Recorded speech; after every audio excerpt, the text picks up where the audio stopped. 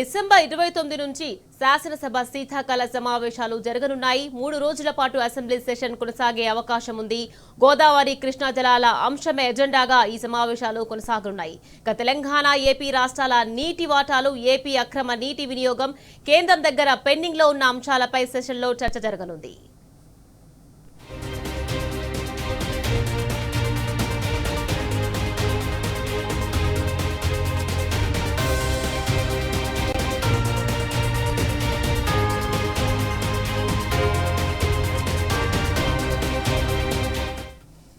Right, ఇక December 29 నుంచి శాసనసభ శీతాకాల సమావేశాలు జరగనున్నాయి.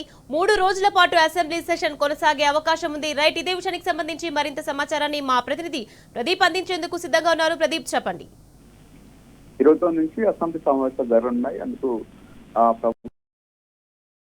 మంత్రులు జరిగినటువంటి సమావేశంలో ముఖ్యమంత్రి రేవంత్ రెడ్డి చెప్పినటువంటి పరిస్థితి. ముఖ్యంగా కేసీఆర్ ఏదైతే బయటకు వచ్చిన సందర్భంగా కేసీఆర్ ఏదైతే నదీ జలాల మీద ముఖ్యంగా రంగారెడ్డి, పాలమూరు జరిగినటువంటి అన్యాయానికి సంబంధించి మాట్లాడింది.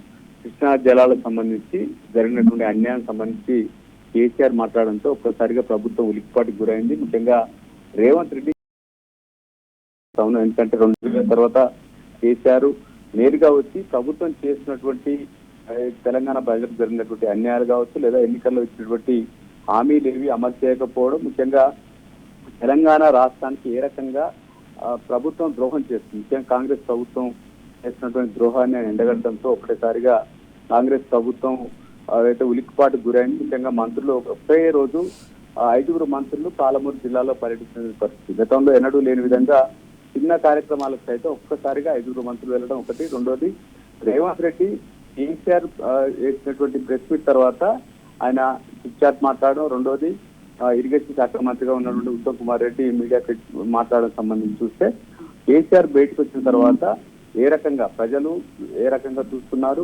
ముఖ్యంగా కేసీఆర్ గతంలో 10 ఏళ్ల కాలంలో ఏ రకంగా ప్రభుత్వానికి సంబంధించి ముఖ్యంగా రైతులకు సంబంధించి పాలన కొనసాగించారు. ఇప్పుడు రేవంత్ రెడ్డి ప్రభుత్వం వచ్చిన తర్వాత, కాంగ్రెస్ ప్రభుత్వం వచ్చిన తర్వాత రైతులు ఏ రకంగా ఇబ్బంది పడ్డారు, ప్రజలు ఏ రకంగా అరిగోత పడుతున్నారనేది సంబంధించి క్లియర్ కట్ గా మాట్లాడటంతో ఒక్కసారిగా రేవంత్ రెడ్డి కొంత ఇబ్బందులు పాలయ్యారు. ముఖ్యంగా పాలమూరు, రంగారెడ్డి ప్రాజెక్టు సంబంధించిన జరిగినటువంటి అన్యాయాలను ఆయన చెప్పడంతో ఒకసారిగా పాలమూరు అదేవిధంగా రంగారెడ్డి జిల్లాకు సంబంధించి అలర్ట్ అయినటువంటి పరిస్థితి. ఈ నేపథ్యంలోనే అసెంబ్లీ సమావేశాలు పెట్టి కేవలం నదీ జలాలకు సంబంధించిన చర్చ ఒకటైతే, రెండోది లోకల్ బాడీ ఎన్నికలకు సంబంధించిన ఉద్యమంలో భాగంగానే ఈ రోజు మంత్రులు జరిగినటువంటి సమావేశంలో 29 నుంచి అసెంబ్లీ సమావేశాలు నిర్వహించాలని భావించారు. అయితే ఏదైతే కేసీఆర్ మహబూబ్నగర్ కావచ్చు లేదా ఇతర జిల్లాల్లో జరిగేటువంటి సభల రోజే ఈ ఏదైతే అసెంబ్లీ సమావేశాలు పెట్టాలని భావించినప్పటికీ ఇప్పటి వరకు కొంత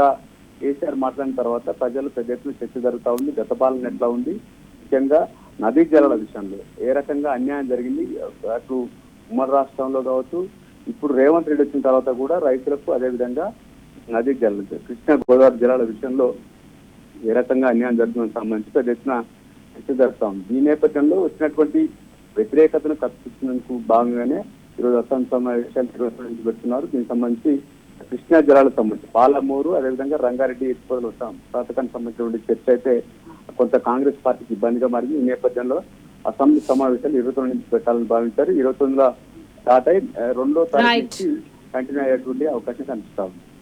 రైట్, థ్యాంక్ యూ ప్రదీప్.